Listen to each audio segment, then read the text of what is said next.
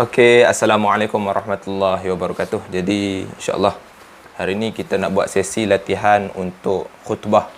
Sebab hari ini saya diberi amanah lagi oleh AJK Masjid untuk menyampaikan khutbah di Masjid Daerah Simunjan.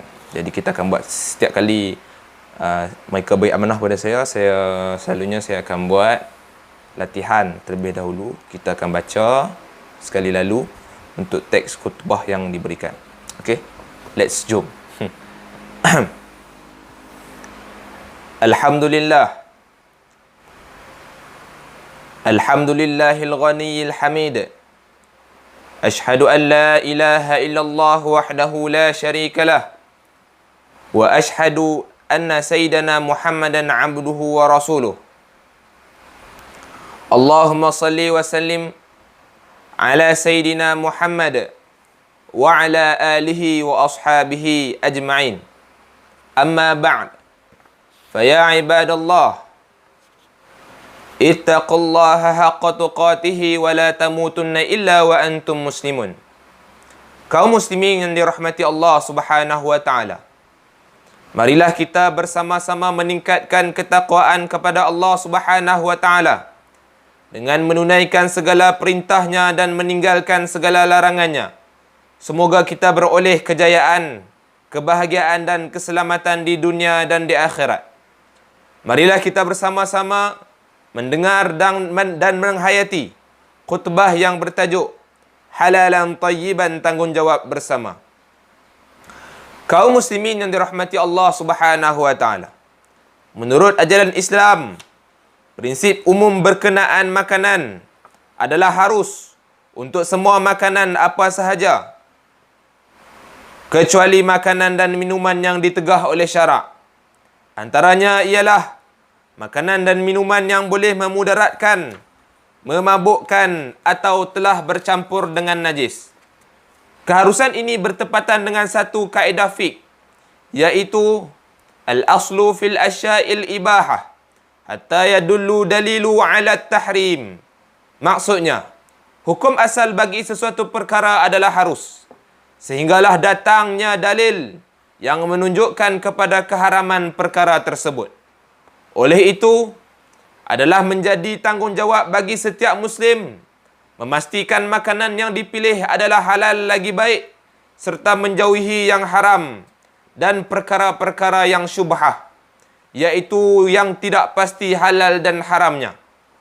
Untuk semua umat Islam, untuk semua umat manusia, tidak kira agama dan bangsa. Firman Allah Subhanahu wa taala di dalam surah Al-Baqarah ayat 168. A'udzubillahi minasyaitonir rajim. Ya ayyuhan nasu kulu mimma fil ardi halalan tayyiba wala tattabi'u khutuwatis syaitan innahu lakum aduwwum mubin. Maksudnya, wahai sekalian manusia, makanlah dari apa yang ada di bumi yang halal lagi baik, dan janganlah kamu mengikuti jejak langkah syaitan, kerana sesungguhnya syaitan itu adalah musuh yang terang nyata bagi kamu. Syekh Muhammad Ali As-Sabuni rahimahullah dalam kitab tafsirnya Safwah At-Tafasir menjelaskan bahawa ayat tadi ditujukan kepada semua manusia secara umumnya, iaitu supaya mengambil makanan yang baik yang dihalalkan oleh Allah Subhanahu wa taala, yang baik pada dirinya, tidak memudarat terhadap badan dan akal. Justru mimbar yang mulia ingin menegaskan bahawa makanan yang halal lagi baik di sisi syarak adalah daripada sumber yang halal, bersih zatnya, suci kaedah perolehan dan penyediaannya, serta bebas daripada sebarang kemudaratan. Sebaliknya, sesuatu makanan yang haram, sekalipun lazat rasanya, harum baunya, tetap keji di sisi Allah Subhanahu wa taala.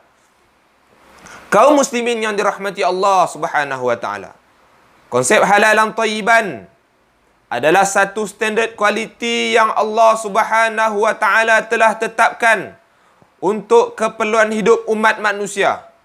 Pada dasarnya, Fitrah semua manusia berkehendak kepada perkara yang baik sahaja, terutamanya dalam aspek pemakanan.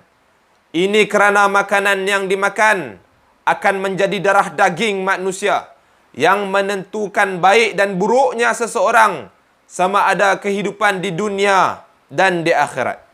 Sayyidina Jabir bin Abdullah radhiyallahu anhu meriwayatkan bahawa Rasulullah sallallahu alaihi wasallam bersabda, "La yadkhulul jannata hatta la yadkhulul jannata lahmun nabata min suhtin an-naru aula bih."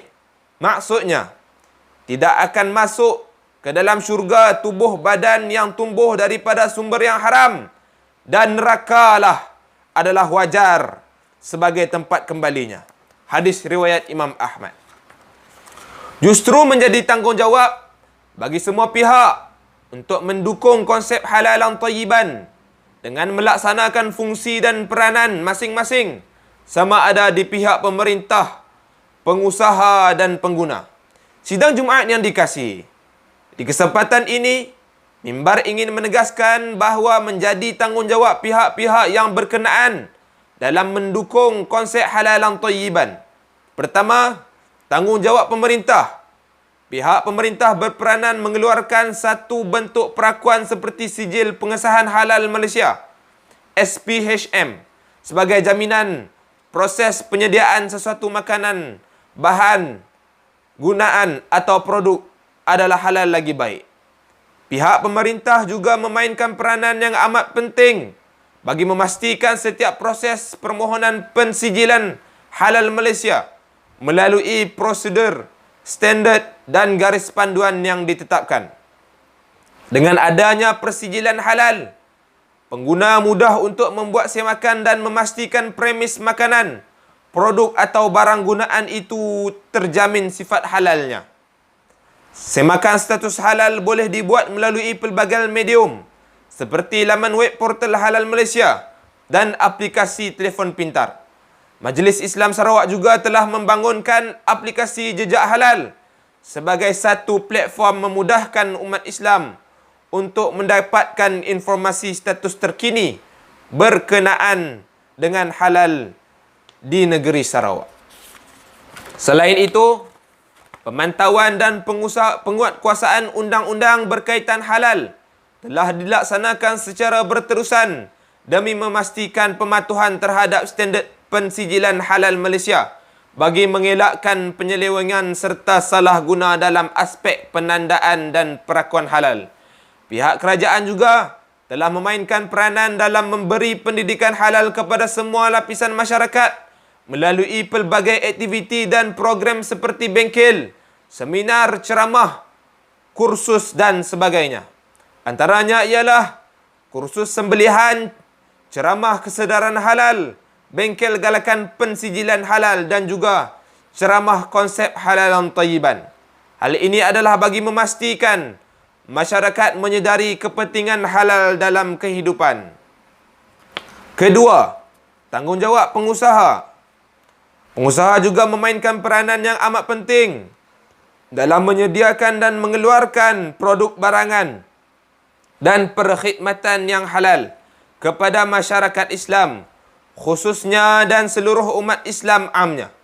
Pengusaha haruslah memastikan sumber yang digunakan adalah sumber yang benar-benar jelas halalnya dan menjauhi barang-barang yang haram dan syubhah.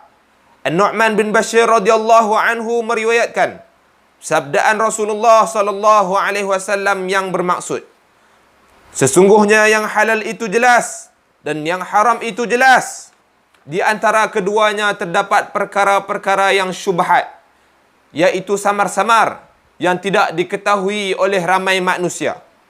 Maka siapa yang takut terhadap syubhat, bererti dia telah menyelamatkan agama dan kehormatannya.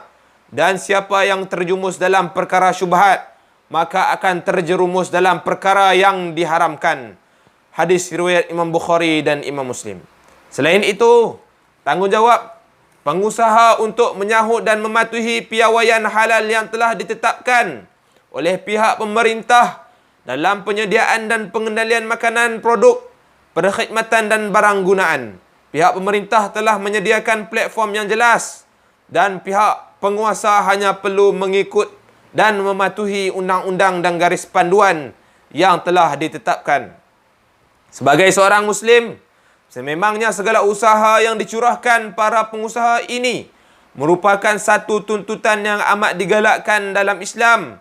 Setiap penat dan lelah para pengusaha dalam menyediakan makanan yang halal, lagi baik akan diganjari oleh Allah Subhanahu wa taala dan dikira sebagai ibadah. Sudah pasti tuntutan ibadah ini amat tinggi nilainya di sisi Allah Subhanahu wa taala. Oleh yang demikian, beruntunglah para pengusaha yang melakukan usaha menurut apa yang digariskan oleh syarak, kerana bukan sahaja mendapat imbuhan dunia, malah mendapat ganjaran yang amat besar di sisi Allah Subhanahu wa taala. Daripada Abu Sa'id radhiyallahu anhu bahawa Rasulullah sallallahu alaihi wasallam bersabda, At-tajirus saduqu al-aminu ma'an nabiyyina was-siddiqina was-syuhada. Maksudnya, peniaga yang benar lagi jujur akan dibangkitkan di akhirat berada bersama para nabi, siddiqin dan orang yang mati syahid. Hadis riwayat Imam Tirmizi. Ketiga, tanggungjawab pengguna. Sebagai pengguna, menjadi kewajipan kepada kita semua untuk menyediakan dan mencari sumber yang halal untuk diri dan orang yang di bawah tanggungjawab kita. Pada masa yang sama, kita ditegah untuk mengambil sesuatu yang haram dan syubhah. Ini bertepatan dengan hadis baginda Rasulullah sallallahu alaihi wasallam. Talabul halali wajibun ala kulli muslim. Maksudnya, mencari yang halal itu wajib ke atas setiap orang Islam. Hadis riwayat Imam At-Tabrani. Dalam hadis tadi, baginda Nabi Muhammad sallallahu alaihi wasallam menegaskan bahawa mengambil yang halal ke atas setiap orang Islam adalah wajib. Dalam konteks sebuah keluarga, ibu bapa perlu memastikan setiap ahli keluarga memahami sebaik mungkin tuntutan halal dan tegahan terhadap haram serta menjauhi perkara-perkara yang syubhah. Menjadi tanggungjawab setiap ahli keluarga mendapatkan keperluan yang halal sahaja. Pilihlah barangan yang mempunyai logo halal, terutamanya logo halal JAKIM, yakni logo halal Malaysia dan juga logo halal luar negara yang diiktiraf oleh JAKIM dan Majlis Islam Sarawak. Pengguna boleh memuat turun senarai pengiktirafan terkini logo halal melalui portal Halal Malaysia dan aplikasi Smart Halal dan Jejak Halal yang telah disediakan. Selain itu, peranan masyarakat seperti institusi masjid, agensi-agensi kerajaan dan swasta, serta pertubuhan bukan kerajaan hendaklah menyokong usaha-usaha dalam membangunkan dan memperkasakan industri halal khususnya di negeri Sarawak. Kaum muslimin yang dirahmati Allah, sebagai kesimpulan, Islam amat menitik beratkan persoalan makan yang halal lagi baik kepada umat Islam, kepada umat manusia. Menjadi tanggungjawab semua pihak agar memilih halal sebagai suatu kemestian dalam kehidupan seharian. Mengakhiri khutbah, marilah kita menghayati firman Allah Subhanahu wa taala dalam surah Al-Maidah ayat 88. Wa kulu mimma razaqakumullahu halalan tayyiba wattaqullaha allazi antum bihi mu'minun. Maksudnya, dan makanlah dari rezeki yang telah diberikan Allah kepada kamu, yaitu yang halal lagi baik, dan bertakwalah kepada Allah yang kepadanya sahaja kamu beriman. Barakallahu li wa lakum fil Qur'anil azim wa nafa'ani wa iyyakum bima fihi minal ayati wadh-dhikril hakim wa taqabbala minni wa minkum tilawatahu innahu huwas sami'ul alim.